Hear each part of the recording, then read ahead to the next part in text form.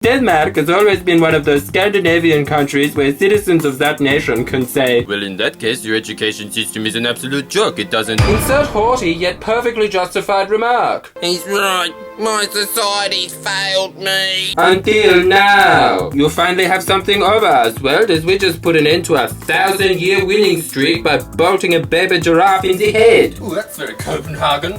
Stylish way of going down in flames. Always looking for something new. Never been done before. We're still on the high ground. We had no choice but to do it. Our hands were tied. We had far too many giraffes.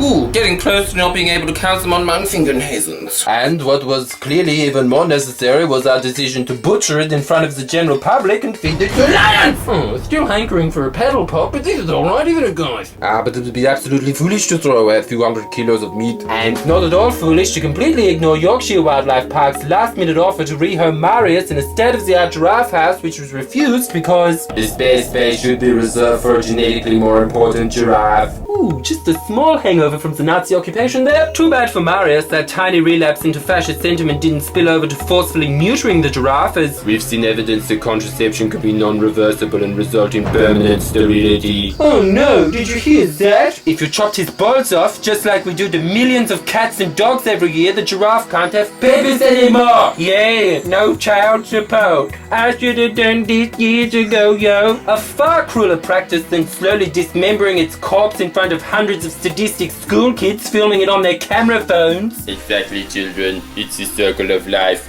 Giraffes are often killed in the wild by their natural predator, the cattle called 6,000. I am witnessing the Danish Lion King. Good, it looks like we've fulfilled our main PR objective, to be actively involved in the international efforts to preserve animal species and habitats and thereby contribute to the conservation of biodiversity, achieved by displaying all the animals that make 5-year-olds think, I'm gonna see all the animals in the world today, yay! Because in India, we all know that there's only tigers. Yeah, I was now in Copenhagen, sleeping on the job.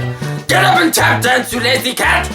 Why am I the one that's in the cage? And we all know that in the Arctic there's polar bears and in the Antarctic there's penguins. Don't get them mixed up. Yes, how old are you, little boy? 27. Just like every other zoo on the planet, European zoos are really going the extra mile to conserve animals, with an incredible 13% of animals in them being classified as globally threatened. Yeah, but there's such a small list on who's to choose from, and the Earth is on the verge of its 6th mass extinction, which threatens to wipe out 75% of animal species.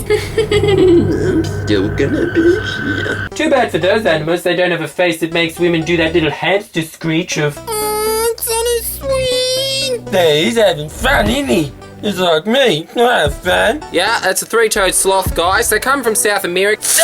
And because human beings in general have absolutely no respect for the importance of, say, a frog, whose tadpoles play a crucial role in the nutritional cycle of fresh water and then grow up to be the biological pest controllers of the world, and are the best ecological indicators we have of how the environment is faring, which, by the way, there doesn't seem to be any canary in the mine at the moment, as we're currently experiencing a global amphibian decline. Good, that's slimy. Exactly. If you want to see cute animals like this baby giraffe, which was posted all over Copenhagen Zoo's Facebook page back in 2012, which would later on be given the name Marius. Oh, he got to see a little over 1/3 of Obama's second term. That was his lifespan. Exciting times! Well, it was a good opportunity for an educational experience, yeah? It certainly was. The entire world learned simultaneously that the reason animals like Marius are allowed to be born in the first place is not to ensure that a species which isn't even endangered in the first place continues to flourish. It's primarily there to get people who go to the zoo to think, Oh, who'd have thought animal conservation could be so snuggly? Don't forget to get a soft toy. slightly more ethical than a pet store. And for the whopping baker's dozen percentage of globally threatened animals European zoos care for, which both endangered species and other animals are killed at zoos, 7,500 to 200,000 animals are considered surplus animals in European zoos alone. Baby, we're kind about the True, zoos are crammed full of staff with more knowledge and passion than you or I could ever hope to have for the incredible awe-inspiring display that Mother Nature has created. But, just like pretty much any other organization, the people that sign their paychecks only think about, Come on, you want your hand, don't you? Well, yeah, of course we do. Then mate, Make you lousy schmuck!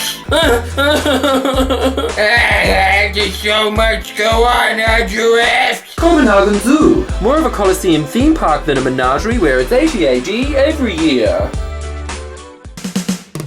Please press the subscribe button now. Come on!